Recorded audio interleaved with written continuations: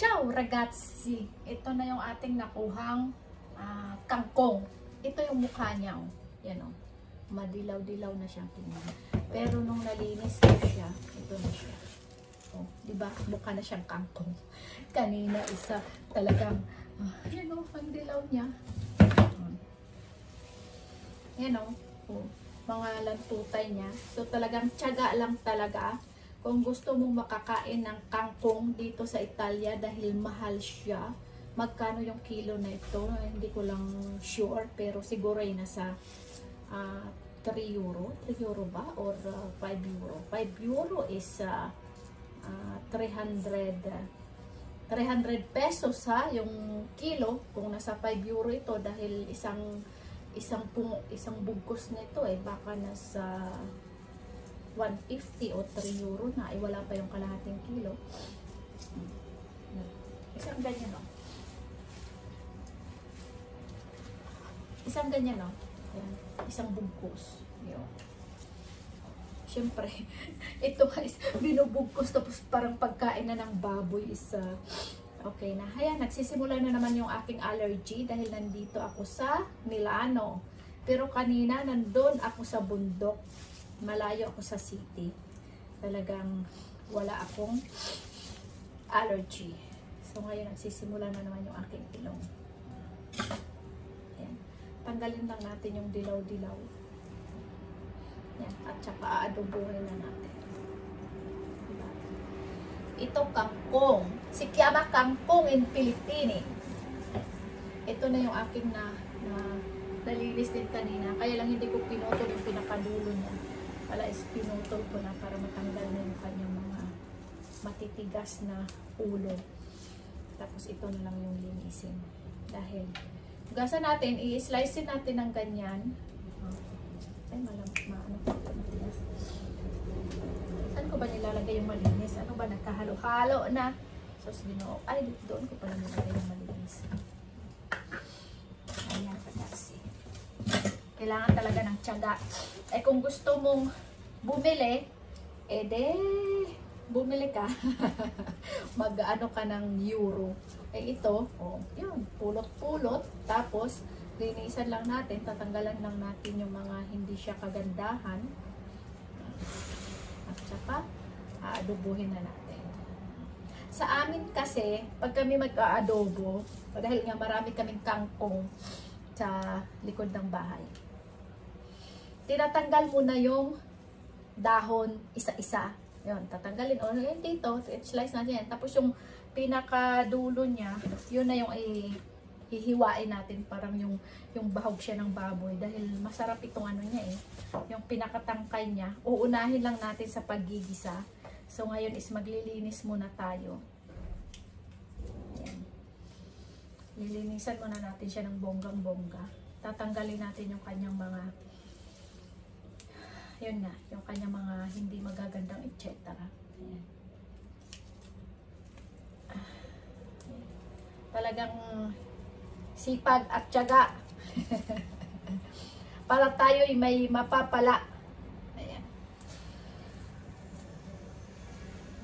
Tatanggalin na natin. Diba? Eh, ito naman yung aking talent. Ako yung nag-i-enjoy dito sa ganitong trabaho. Sa paglilinis ng gulay, yung mga ano ba, yung mga mauti, hindi mauti na yung nag-amok sa Mindanao. Sa Bisaya kasi sa Aklanon ba mauti, yung hindi ko na alam sa Tagalog, yung mabusisi, yung mga ganitong mga pagtatrabaho na ganito, yan, gustong-gusto ko yan. Nare-relax ako dito. Kaya paglilinis ng silver, yan, paborito ko yan. Pero yung plantyahin, paborito ko rin, pero aabutin ako ng 1 oras sa isang polo shirt. Kaya, wag mo akong paplantyahin. Enjoy ako sa pamlantya, pero mabagal ako. Yan na. Yan is, tatapon na natin yung mga iba dyan. Yan. Akala mo is wala kang mapakinabangan.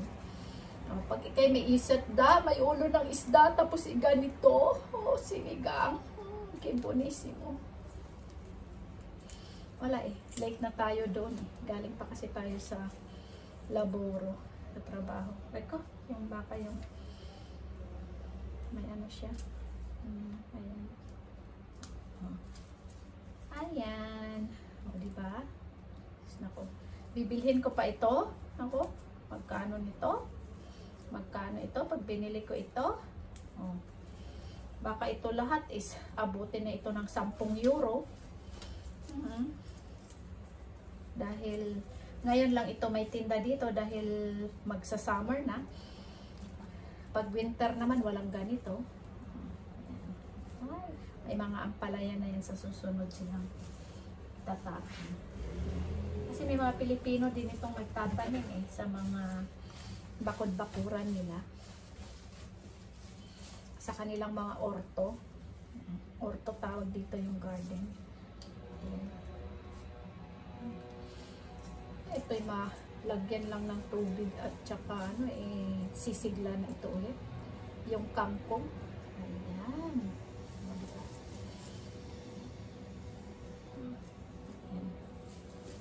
Kangkong. Sa Italia, ang mahal nito sa Italia. Tapos yung papaya kanina hindi ko na mabuhat. Ha, hinayaan ko na. Kangkong, ano lang yung kulang din. Pag binabad mo ito sa tubig, isisibol ito. O, diba? O. Opa, magkano na ito? Eh, questo è tanto costa. Tanto costa ba? Eh, caro. Questo. Si chiama kangkong. In Pilipini. Pero sa Pilipini, hindi naman namin ito binibili. Kami ha, sa probinsya. Dahil marami nitong tanim sa bakura namin sa likod ng bahay. Ayan. Ito ay kangkong. Ayan. O, diba? Okay na. Ating aadobuhin. O, diba? Tapon na natin yung mga ganyan. Marami man tayong natapon, pero nakalibre naman tayo. Ito.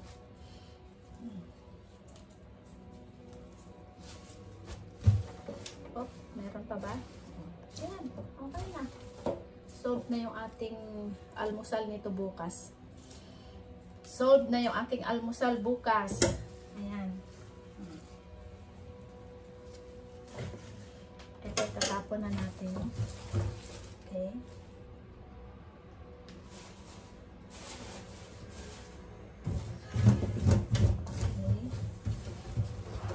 Pala kanina pinutol ko na ng bonggang-bongga ito. Ayan o. Sabi ko kasi isa tapos ito itatanim natin lang yung ay mali pala, mali. Ito pala dulo to dulo, dulo to dulo. Ayan. Tapos ito ulit. Ito malambot pa. Kukunin natin yung malambot. Dito tayo nagsisimula sa dulo. Yan sa pinaka-talbos. Sa pinaka-talbos niya. Ayan. Pag niluto lang naman natin ito, kukunti lang naman. Ay, nako. Talagang tiyagaan talaga. Ayan.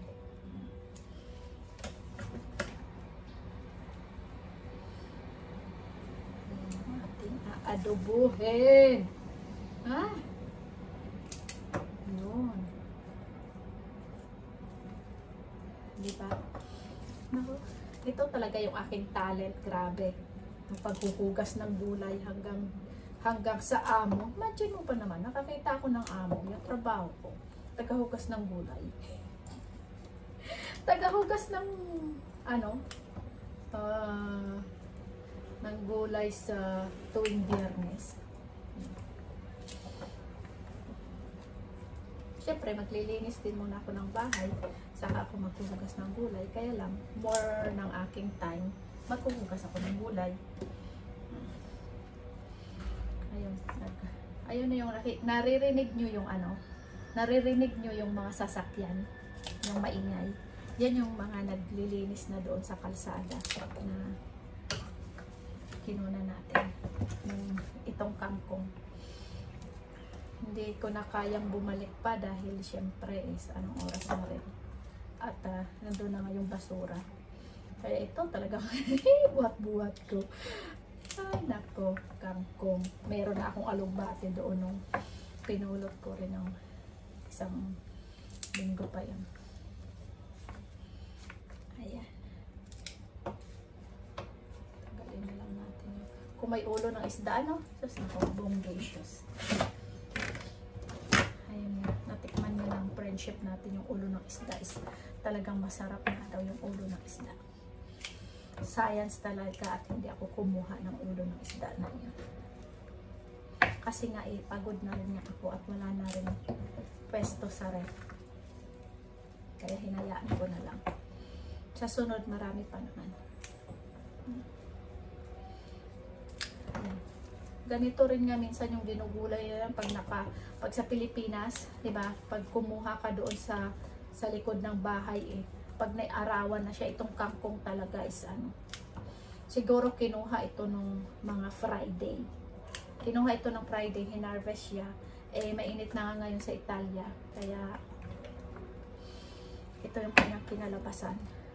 Maano lang kasi ito masyado siyang sensitive, lalo na pag hindi siya na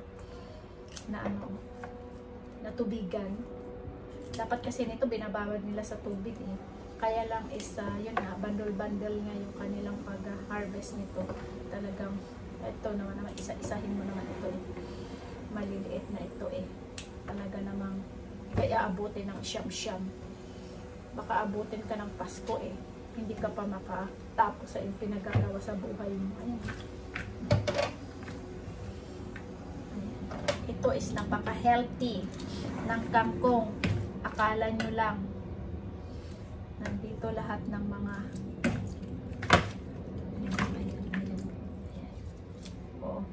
diba? Sus, nako. Talagang kailangan talaga nating magtiyaga lang, maglinis at saka walang arte-arte ba? Yan.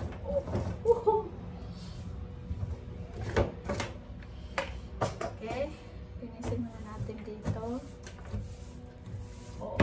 Wala. Yan. Kangkong na siya. Kaya yung kangkong. Ay, siyempre, pag nasa Pilipinas, pag nagbakasyon sa Pilipinas, at dala-dala mo yung kangkong sa iyong baligya, sa iyong maleta, hindi na makaabot dito. Talagang yung mukha nito parang,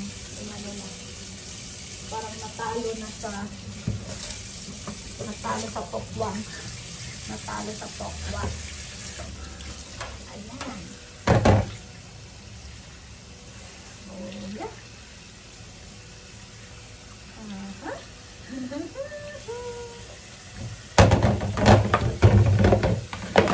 Ayun.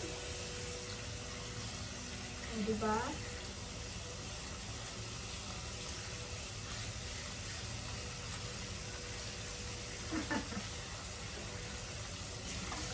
Matawagan ko si Mami J.R. Kaya lang ito lang yung kukunin niya.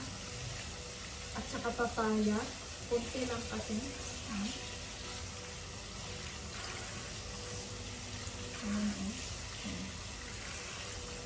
Tatawagan ko kayo. Ipakuha natin ito. Kaya lang dapat maluto natin yung ito.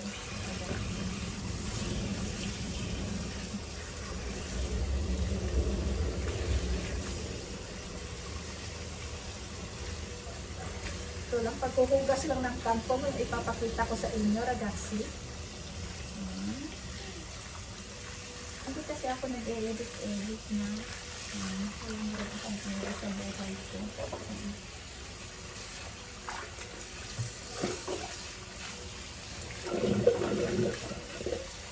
Tapos ibabad natin siya ng bicarbonato. Running water natin siya.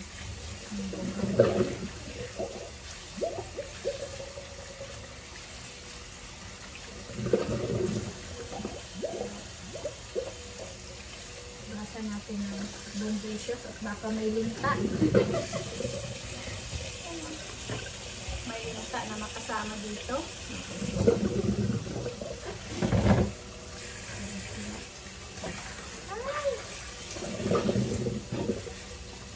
Itong pinagtsagaan nila, itong nilinis din ng isa-isa. At ibinenta pa nila ulit. Ay, meron pa nitong bibili.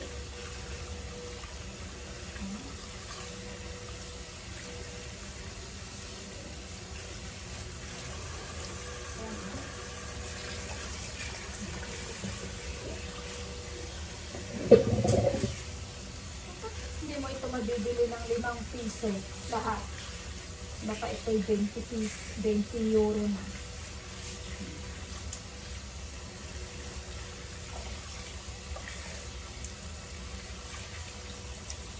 Yung isang kanon na ayun is nasa, isang bugkos na yun is nasa 250, 350 na nga.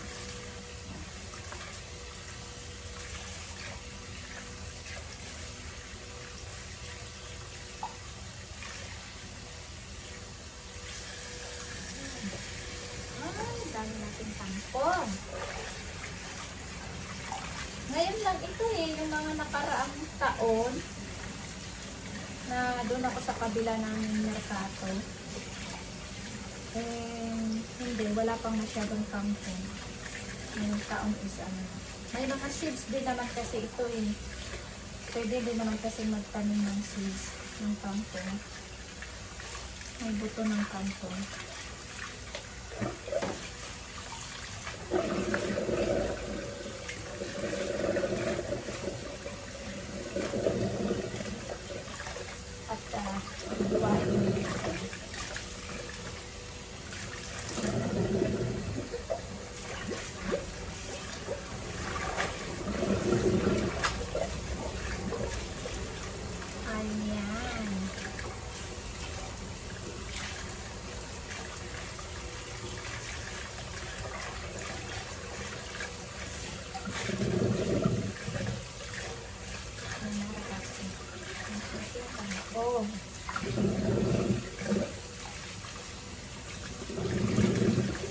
Okay na?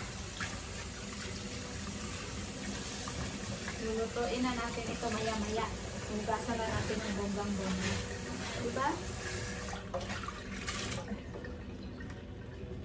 Natanggal na yung kanyang mga grenation. Ayan o. Ayan. O, diba? Ay, nako. Dami nito Oh. Dami niya Oh. Pag yan is yung inadobo mo, parang ganun na lang kakalaki. Pag natira. Oh, nakuha pa akong kamatis. Oh, ayan, kamatis na malalaki. Oh, igisa natin. Ay, nako, ragazzi.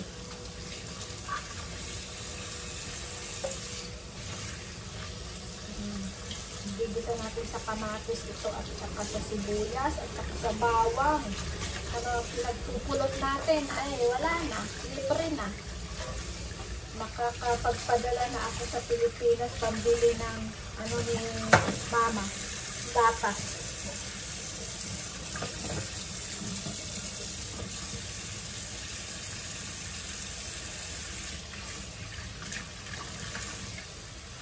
Yan na muna kayo.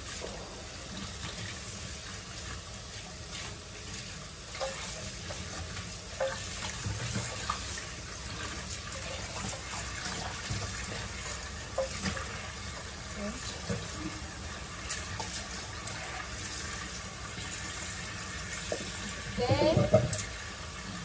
Lagyan muna ulit natin ang bicarbonato. Disinfect natin. Okay. Yan. Babad natin ng ganun na hindi siya tumambling-tambling at naiayos na natin. Dahil na isa-slicing na natin siya.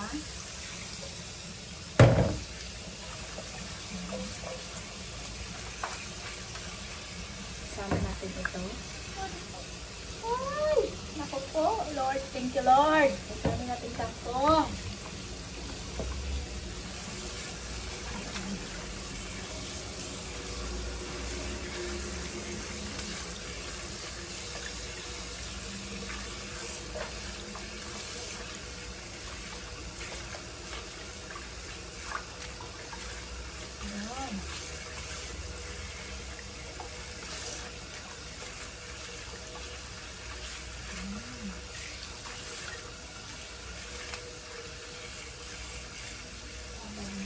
Natin siya.